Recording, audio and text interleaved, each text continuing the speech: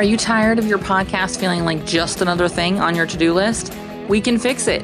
I'm Stacey Harris, and at Uncommonly More, we turn podcasts into sustainable sales assets that actually work for your business even long after your release date has passed. Whether you're launching a new show or leveling up an existing one, my podcast strategy intensive gives you a clear plan to make your podcast a tool that drives sales results. You'll walk away with a 12-week content plan, actionable steps, and the confidence to make it happen. Plus, you'll have 30 days of email access to me to get any questions answered that come up. Visit uncommonlymore.com/intensive to book your intensive today, and let's build a podcast that works as hard as you do. I'm here to invite you behind the scenes. That's right. I'm taking you behind the scenes of the More Profitable podcast today, and we are talking through the 3 most popular episodes I released in 2024.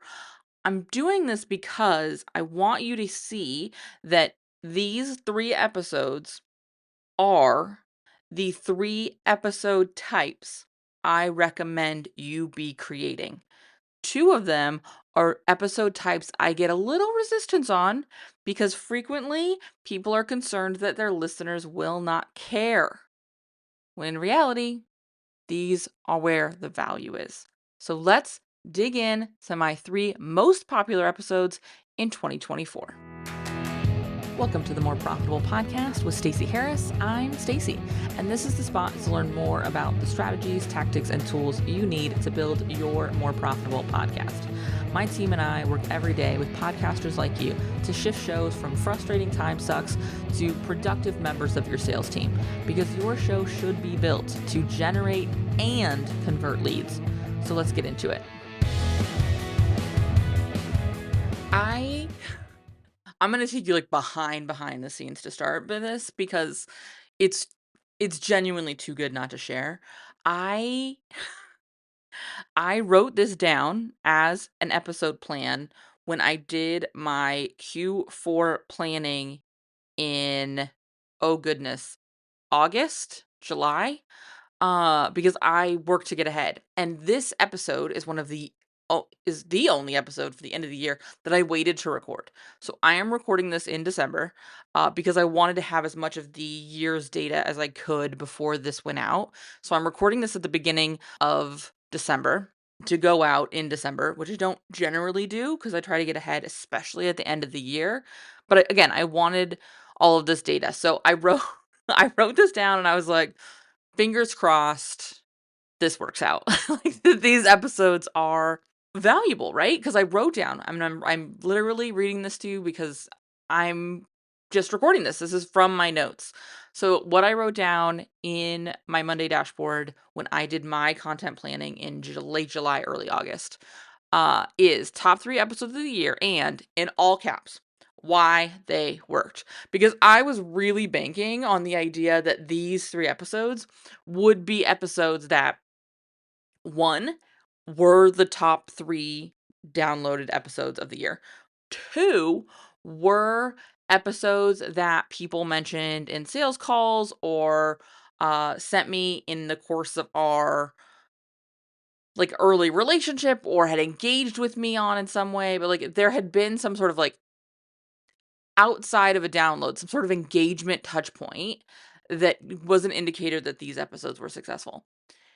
And I wanted these to be episodes that sort of checked the box for me on some of the episode types I prioritize and most frequently recommend people be creating so that their show is not just a collection of episodes, but is a collection of assets, right? They're doing the job of generating, educating, and converting our listeners into clients. And so I was like, I'm going to do this. Those episodes are going to be this.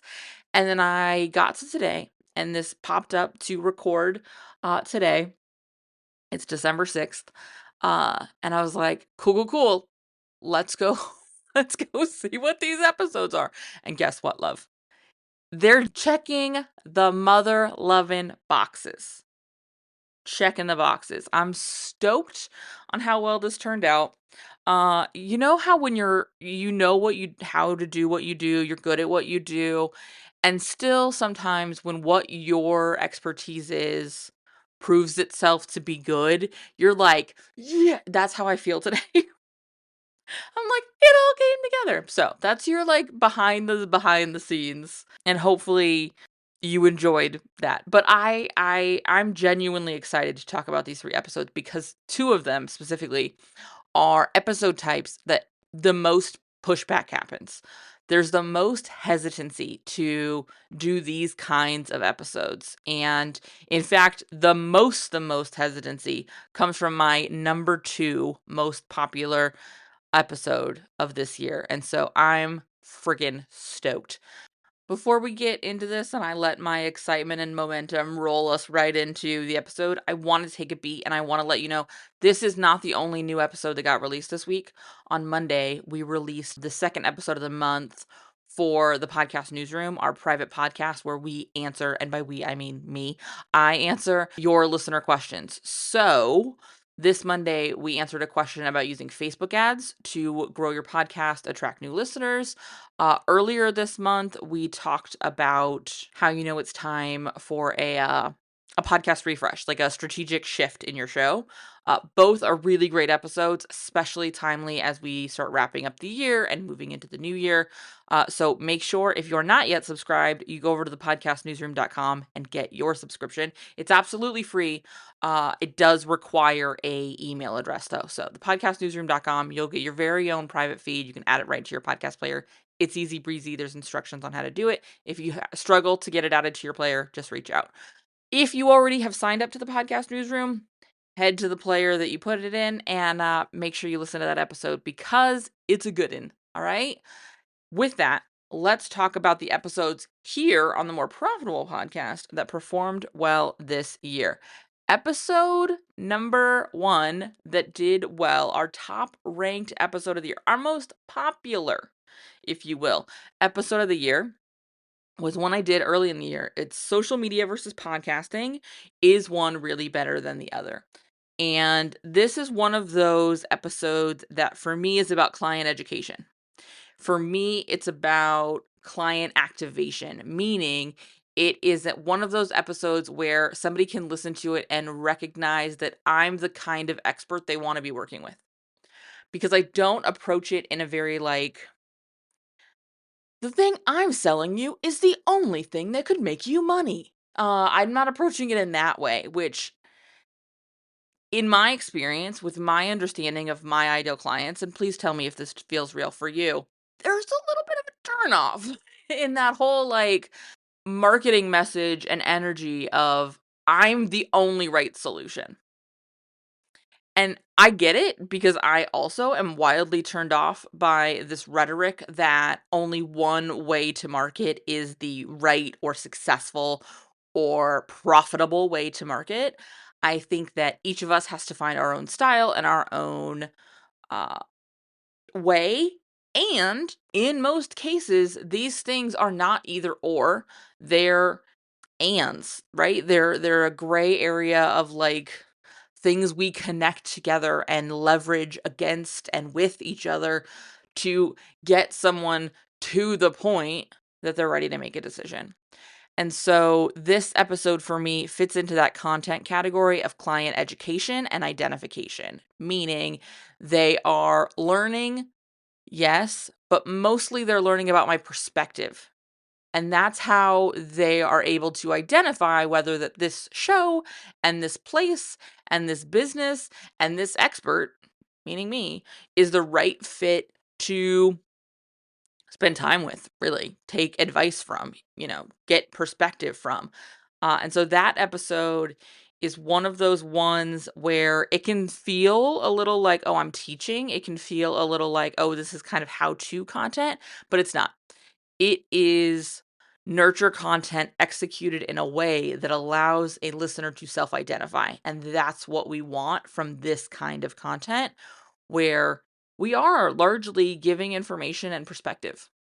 So I was stoked to see this as the top episode. It's a little interesting because there's another episode that falls into this category that is a little further down my list, but came out much, much later. And so some of what this one is time. I think this one came out in January or February. It came out in Q1 of this year. So some of it's time. Some of it is that people have found this episode over time, and that's helped it sort of raise in notoriety. Doesn't feel like the right word, but we're going to go with it. From the non-download side of it, this is an episode that people bring up to me. This is an episode that I get DMs about. This is an episode that gets found in search a lot. This is an episode that people sometimes find me with, but most often listen to sometime after finding me, and sort of digging through the feed. It's interesting, but it's one that gets brought up to me. It's one that gets DM'd to me about. It is an episode people talk with me about. And that's another really good indicator that I've built an episode that works for my ideal client. Because not everybody who's reached out about this episode has agreed with me. I have gotten some people who are in the podcast space who reach out and are like, no, podcasting can be a tool that allows you to completely give up social media, which, I mean, you can give up whatever you want. You don't need to have another tool that allows you to do that. You get to pick on the one hand. And on the flip side of that, social media helps me drive a great deal of brand new traffic to my podcast, where then the podcast can work. And so leveraging them together is really beneficial for me because I want to, and I use the networks I like and not the ones I don't like anymore. And so it's interesting because that pushback is also a helpful identifier for me that when there's somebody who's in my DMs wanting an either or, wanting a winner and a loser, they're probably not a good fit to work with me. Because I don't tend to think with that lack of gray, with that lack of strategic leverage, frankly. So it's helpful on both ends. I love this episode. It's a fun one, but it was interesting to me to see that this is the one. And again, some of it's time, some of it's search, but it was interesting to see this one rise to the top, especially because I have chatted with so many folks about it this year. By the way, I will link all 3 episodes of these in the show notes.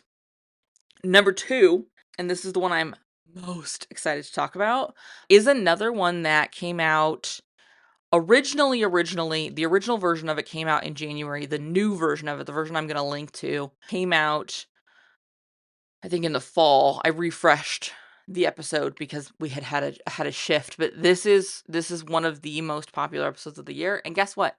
It's an audio sales page. It is Generate, Educate, and Convert the Right Clients Inside the Profitable Podcaster Mastermind. Again, this episode has been revamped and retitled when we re-released it it must have been August because it was before we ran this cohort of the the Profitable Podcaster Mastermind. It had to have been August, either July or August. So right around the time that I decided we were going to do this episode.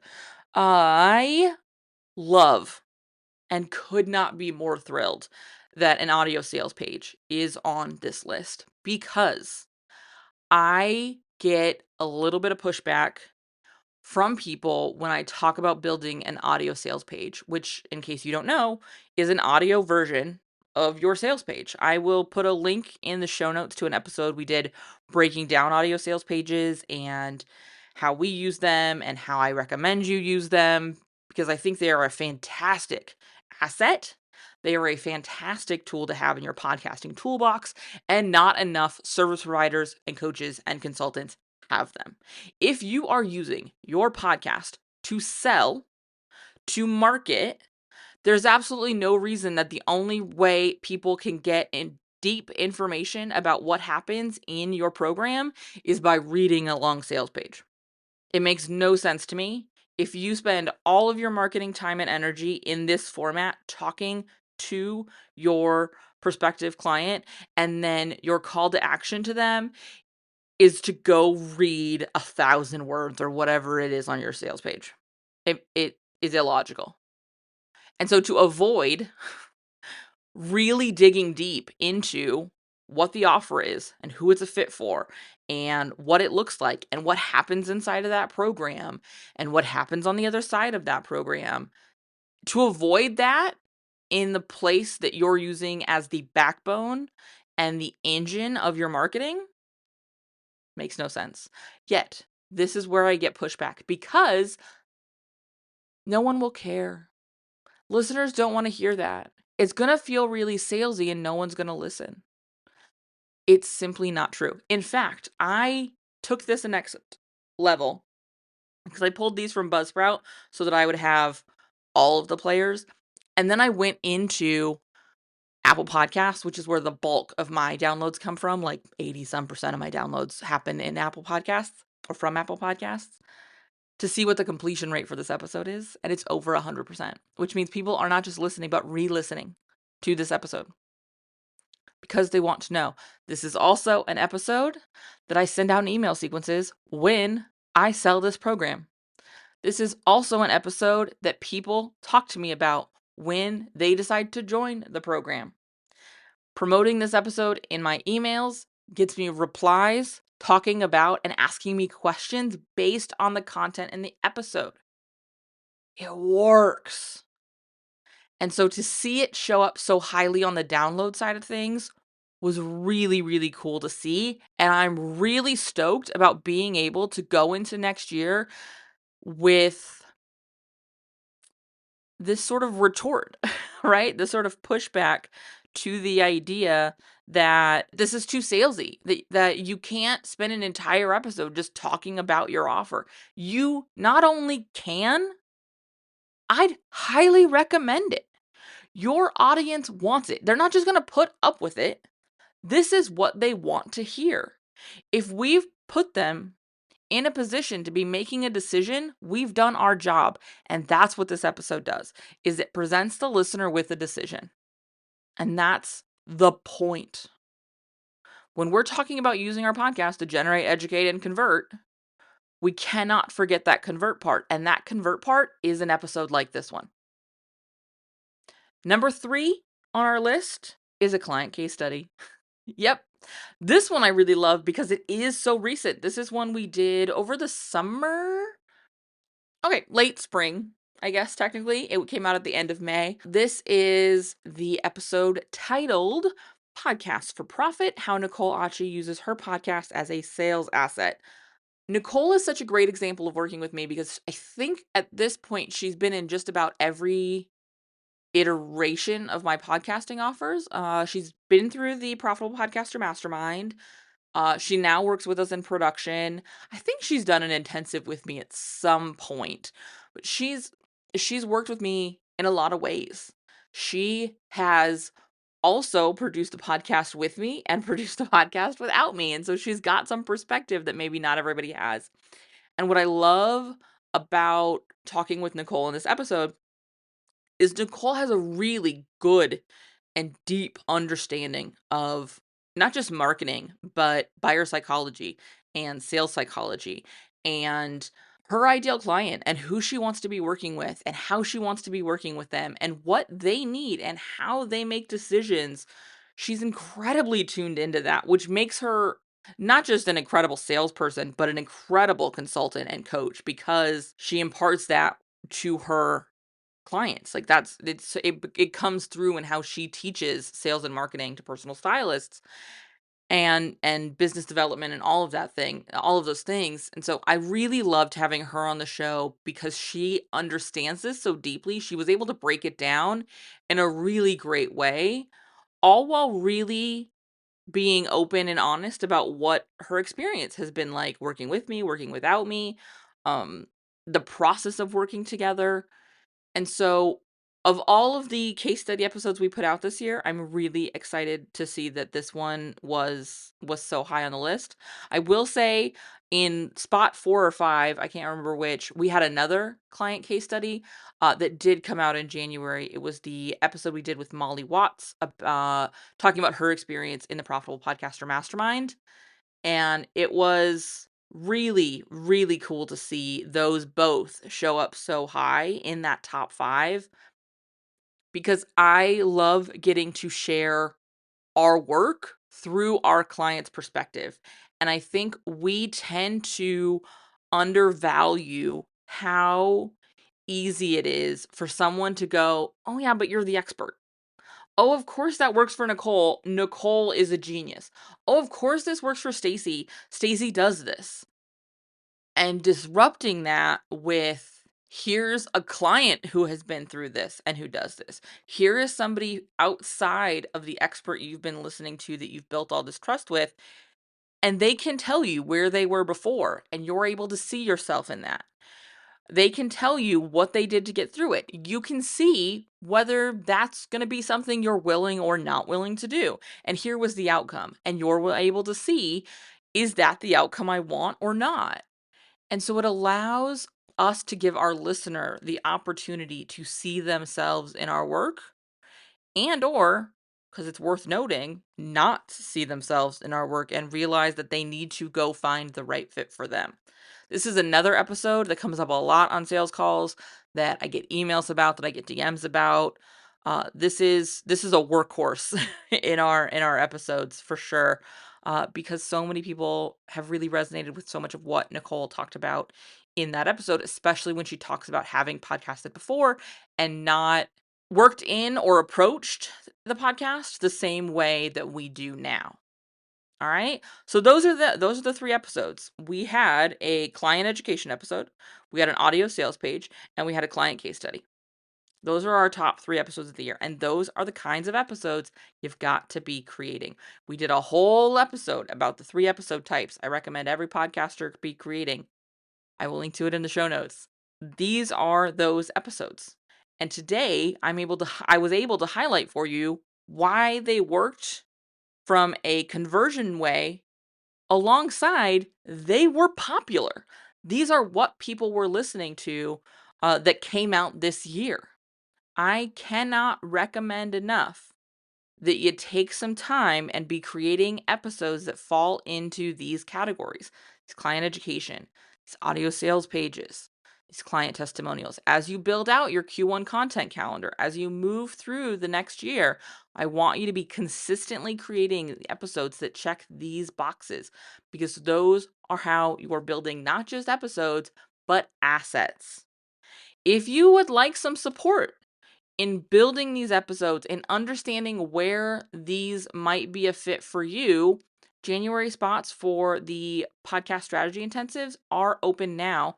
Just head to uncommonlymore.com/intensive and book yours. If you have questions about what that looks like, reach out. I'm happy to answer them. I will also include links to the intensive and how to get that booked in the show notes. I would love to sit down with you in the new year and make sure that when we wrap up 2025, you can point to your most popular episodes, and they also be things that are client education, that are audio sales pages, that are client case studies, that are assets, and not just episodes. Thanks for hanging out with me today. I will see you right back here next week. Thanks so much for listening to the show. Remember that content consumption does not make changes.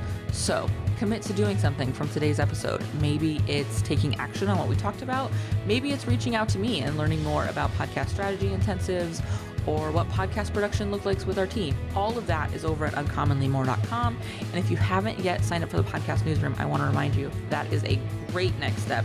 If you're not really sure what comes next, hang out over there. Get those exclusive private episodes. That's over at podcastnewsroom.com. And the last favor I will ask, because social proof is endlessly important for sure, is to leave a rating or review for the show. If you go to ratethispodcast.com/more, that's the easiest way to do it. But I would love to hear what you thought of the show, what you think of the show, and if the show has been helpful for you. I can't wait to chat with you. So this is just the start of the conversation. Reach out so we can keep it going. Talk soon.